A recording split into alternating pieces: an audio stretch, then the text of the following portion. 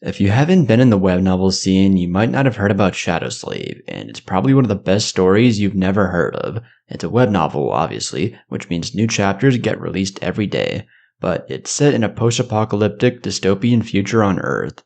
And the story itself follows a street rat named Sunny who, against all odds, is chosen by the Nightmare spell. And this spell is basically a magical disease that's a system awakening that grants supernatural powers to those who survive its trials, which are called nightmares. And upon completing the first nightmare, they become awakened, which means the individuals are compelled to periodically visit a magical world called the Dream Realm and battle terrifying monsters called nightmare creatures.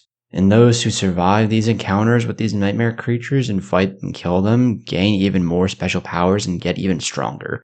But going further in depth with the power system is my favorite part about the story, but the power system is known as aspects, which all people who survive the first nightmare gain. And again, it's just basically just superpowered abilities, but the uniqueness behind them is amazing. You never know what type of ability a character has, but this allows them to fight in so many unique and interesting ways. But everyone also has a weakness or flaw that counteracts their power so one doesn't become too overpowered. And moving on to Sunny, his aspect is that he can control shadows, use them to fight, enhance himself with them, use them to scat out stuff, and so much more. But since he's so focused on surviving, his flaw is that he can't lie, which is like a detriment to his character in the beginning. Not only that, but the progression, which is similar to a system where one has to obtain soul shards, or in Sunny's case, shadow fragments from killing nightmare creatures, is what they need in order to get stronger.